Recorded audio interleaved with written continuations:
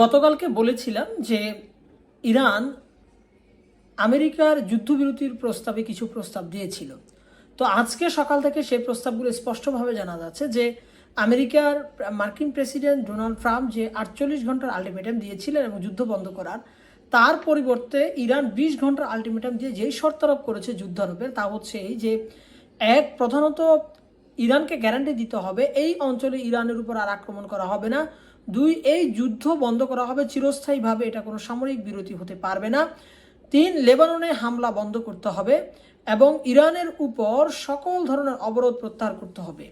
এবং এছাড়াও আরেকটি শর্ত দিয়েছেন, চতুর্থ, সেটা হচ্ছে সকল ইরানি মিত্রদের উপর হামলা বন্ধ করতে হবে। 5, ইরানের হরমুজ প্রণালী ওপেন করবে ইরান, তবে জাহাজ প্রতি ইরান নিরাপত্তা ভাবে জাহাজ হরমুজ প্রণালী দিয়ে যাতায়াত করার জন্য জাহাজ প্রতি $2 মিলিয়ন চার্জ আরোপ করবে, যা ইরান ওমানের সাথে ভাগাভাগি করে নিবে। এবং ইরানের পুনর্গঠনে হরমুজ থেকে প্রাপ্ত আয় ব্যয় করা হবে। এটা এরকম নয় যে এখান থেকে অযথা একটি চাঁদা নেওয়া হচ্ছে, কারণ এখান থেকে প্রাপ্ত অর্থের মাধ্যমে ইরানের যেসব অবকাঠামো ধ্বংস হয়েছে সেসব অবকাঠামো পুনর্নির্মাণ করা হবে। এখন যেটা জানা যাচ্ছে যে এই ধরনের কন্ডিশন বা শর্ত আরোপ করার পরে ইরানের প্রতি মার্কিন প্রেসিডেন্টের যে বিরূপ মনোভাব তা আরও আসলে কঠোর হয়েছে। যেটা আজকে জানা গেছে যে মার্কিন প্রেসিডেন্ট ট্রাম্প বলেছেন যে every petrochemical center of Iranian will be demolished and the complete destruction of bridge and any infrastructure। অর্থাৎ তিনি বলতে চেয়েছেন যে ইরানের প্রত্যেকটা তেল উৎপাদন কেন্দ্র, গ্যাস উৎপাদন কেন্দ্রে হামলা করা হবে এবং প্রত্যেকটা অবকাঠামো মাটির সাথে মিশিয়ে দেওয়া হবে এবং প্রস্তর যুগে ইরানকে প্রেরণ করা হবে। মার্কিন প্রেসিডেন্ট ডোনাল্ড ট্রাম্পের সংবাদ সম্মেলনে এরকম বক্তব্য আসার পর সাংবাদিকরা যে প্রশ্ন করেছেন সেটা ছিল এরকম যে এই ধরনের সামরিক স্থাপনায় হামলা তো, বেসামরিক স্থাপনায় হামলা তো এক ধরনের যুদ্ধ অপরাধ। তখন তিনি তার উত্তরে বলেছিলেন যে ইরান তো এ পর্যন্ত 45,000 বিরোধীদের হত্যা করে ফেলেছে, এখন যেগুলো বেঁচে আছে অল আর বাস্টার্ড। অর্থাৎ এখন যে কোনো ইরানিকে মারা একটা বৈধ লক্ষ্য এবং উদ্দেশ্য হতে পারে ইরানের যে কোনো নাগরিককে হত্যা করার বিষয়। তাহলে এই পরিস্থিতিতে আমরা যেটা দেখতে পাচ্ছি যে আসলে ইরানের উপর যেরকম চাপ বৃদ্ধি হচ্ছে তার তুলনায় দ্বিগুণ চাপ বৃদ্ধি হচ্ছে মার্কিন প্রেসিডেন্ট ডোনাল্ড ট্রাম্পের উপর। আরেকটি বিষয় যেটা কাঁটা ঘায়ে নুনের মতো হয়ে দাঁড়িয়েছে মার্কিন অর্থনীতির জন্য, সেটা হচ্ছে মার্কিন ফেডারেল ব্যাংকের রিজার্ভ করা ফ্রান্সের যে সঞ্চিত গোল্ড ছিল, সেই গোল্ড গোপনে ফ্রান্সের প্রেসিডেন্ট ভাঙিয়ে নিয়ে চলে গেছেন এবং এটা উইথড্র করার ফলে যে মার্কিন ডলারের আবার বড় ধরনের দরপতনের সম্ভাবনা দেখা দিয়েছে। তাহলে এই ঘটনার পরিপ্রেক্ষিতে আমরা যেটা দেখতে পারি সেটা হচ্ছে এই যে আসলে মার্কিন প্রেসিডেন্ট ডোনাল্ড ট্রাম্প বিশাল বড় চাপে আছেন এবং মার্কিন অর্থনীতি একটা বিশাল বড় ধাক্কার পর্যায়ে আছে।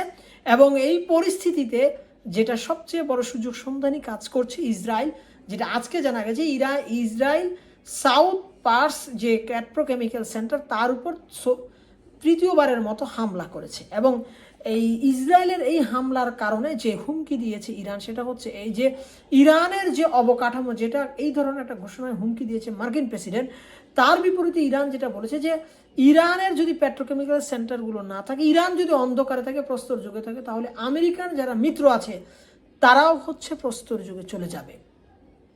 তাহলে ইরান যে শুধু হুমকি দিয়েছে এক্ষেত্রে তা কিন্তু বলা যাবে না। ইরান যে কাজটা করেছে, আজকে সৌদি আরবের দ্বিতীয় বৃহত্তর পেট্রোকেমিক্যাল সেন্টারে হামলা করেছে ইরান। এখন শুধু তাই নয়, ইরান যেটা করেছে যে ইরান তার হরমুজ প্রণালীর তলদেশ দিয়ে প্রবাহিত যে সাবমেরিন কেবল রয়েছে ইন্টারনেটের, সেই কেবলগুলো বিচ্ছিন্ন করার হুমকি দিয়েছে এবং ইরান ডাটা সেন্টারগুলোতে হামলা করেছে, বিশেষ করে আরব আমিরাতের ডাটা সেন্টার যেগুলো স্থাপিত হয়েছে ইহুদি বিনিয়োগের মাধ্যমে, ওরাকল এর বিনিয়োগের মাধ্যমে আরব আমিরাতে যেসব ডাটা সেন্টারগুলো করা হয়েছে সেগুলো বৈধ টার্গেটে ইরান পরিণত করেছে। এখন এই পরিস্থিতিতে যেটা দেখা যাচ্ছে যে হুমকির এক পরিস্থিতিতে দেখা যাচ্ছে যে যুদ্ধবিরতি একটা অনিশ্চিত পর্যায়ে পৌঁছে গেছে ইরানকে যদি 48 ঘন্টার আলটিমেটাম দেয় মার্কিন প্রেসিডেন্ট ট্রাম্প, ইরান উল্টো 20 ঘন্টার আলটিমেটাম দিচ্ছে মার্কিন প্রেসিডেন্ট ট্রাম্পকে। ইরানের পেট্রোকেমিক্যাল সেন্টার ধ্বংস করা হলে মার্কিন মিত্রদের পেট্রোকেমিক্যাল সেন্টারও ধ্বংস করে ইরানিয়ানরা দেখাচ্ছে। এবং এটা সবচেয়ে যে ভয়ঙ্কর বিষয় যে আজকে chief army of joint staff, যিনি হচ্ছেন মধ্যপ্রাচ্য যুদ্ধের সমন্বয় করছেন, তিনি যেটা গত দুদিন আগে যে পাইলটকে উদ্ধার করে নিয়ে আসার ব্যাপারে তিনি যে যখন প্রেস ব্রিফিং করছিলেন, ক্ষয়ক্ষতির বিবরণ দিচ্ছিলেন, তখন তিনি বলেছিলেন যে every single Iranian has own small ammunition while shooting at us, যে প্রত্যেকটা ইরানির হাতে ছোট অথবা বড় ধরনের পিস্তল অথবা কোনো অ্যামুনেশন আগ্নেয়াস্ত্র রয়েছে। যখনই আমরা সেখানে অবতরণ করি, শুধুমাত্র নিয়মিত সেনাবাহিনী বা প্যারামিলিটারি আসার আগেই সাধারণ জনতাকে আমাদের এইভাবে প্রতিহত করতে হয়েছে। তাহলে এখন আমরা যেটা দেখতে পাচ্ছি যে ইরানে স্থল অভিযান যে বিষয়টা, সেটা হচ্ছে দীর্ঘায়িত হতে পারে অথবা স্থল অভিযান নাও হতে পারে। এই ধরনের অবকাঠামো, পেট্রোকেমিক্যাল সেন্টার, তেল শোধনাগার, গ্যাস শোধনাগার, খাদ দ্বীপে আরও ভয়াবহ রকমের হামলা হতে পারে। এবং এই হামলা হতে গিয়ে যদি যুদ্ধাপরাধ হয়, আমেরিকা তাতে কোনো কিছু যায় আসে না। এখন যেটা অন্য প্রেক্ষিতে যেটা জানা যাচ্ছে যে আমেরিকার যে বিনিয়োগ ছিল আরব আমিরাতে, সেটা হচ্ছে ওপেন এআই সেন্টার ওরাকলের সহযোগিতায় প্রতিষ্ঠিত, সেটিতেও হচ্ছে হামলা করেছে। তো এখন ইরান এই পরিস্থিতি চাপে আছে এবং আমেরিকার এই পরিস্থিতি চাপে আছে। মাঝখান থেকে যে সুযোগটা গ্রহণ করছে সেটা হচ্ছে ইসরায়েল আজকে তৃতীয়বারের মতো ইরানের এই পেট্রোকেমিক্যাল সেন্টারে আক্রমণ করেছে, যেখান থেকে ইরানের 85% জ্বালানি তেল উৎপাদিত হতো। এবং ইরানের উপর এই আক্রমণের কারণে ইরান আবার সৌদি আরবের দ্বিতীয় বৃহত্তর তেল শোধনাগারে হামলা করে বসেছে। অর্থাৎ এখানে যুদ্ধ হতে হবে, হয়তো বা হতে পারে হয়তো ইরানের মাঝে এবং আরব দেশগুলোর মাঝে এবং আমেরিকার মাঝে। এবং যে অবস্থায় থাকুক না কেন, এই সবগুলো অবস্থা থেকেই একটি জাতিগোষ্ঠী অর্থাৎ ইহুদিরা সবসময় সুযোগ নিচ্ছে এবং নেবে।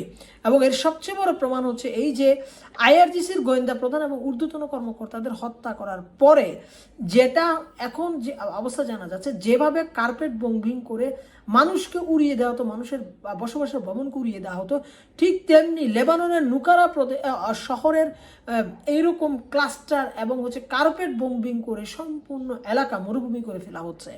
এবং এই পরিস্থিতিতে এত ভয়াবহ আকার ধারণ করেছে যে যেভাবে ফিলিস্তিনের উপর বোমা আঘাত করা হয়, ঠিক সেভাবেই এরোপ্লেন থেকে বোমাগুলো আঘাত করা হচ্ছে।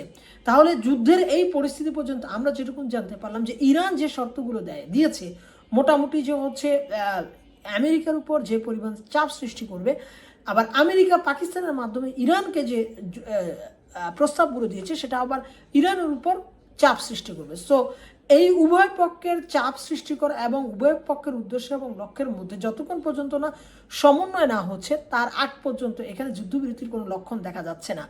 অন্যদিকে এখানে সুযোগ সুবিধা বা সন্ধানের হিসেবে কাজ করছে ইসরায়েল নামক একটা লিলিপুট রাষ্ট্র, যারা এখন শোনা যাচ্ছে যারা গ্রিসের সাথে অস্ত্র চুক্তি করে এমন ইন্টারসেপ্টর বা মিসাইল লঞ্চার দিচ্ছে যেগুলো দিয়ে খুব সহজে হচ্ছে তুরস্ককে আক্রমণ করা যায়। এবং তুরস্ককে পরবর্তী টার্গেট হিসেবে তারা সেই ধরনের ছকও ফেলে এটেছে। এখন মুসলিম বিশ্বের কাছে সবচেয়ে বড় প্রশ্ন যে এই মধ্যপ্রাচ্যের আরব দেশগুলোকে ইরানের সাথে সমঝোতা যাবে, না একে অপরের পিঠে ছুরি করে এইভাবে ক্লান্ত হবে এবং সবচেয়ে সুবিধাভোগী দেশ হিসেবে আবির্ভূত হবে ইসরায়েল নামক একটি সন্ত্রাসী রাষ্ট্র।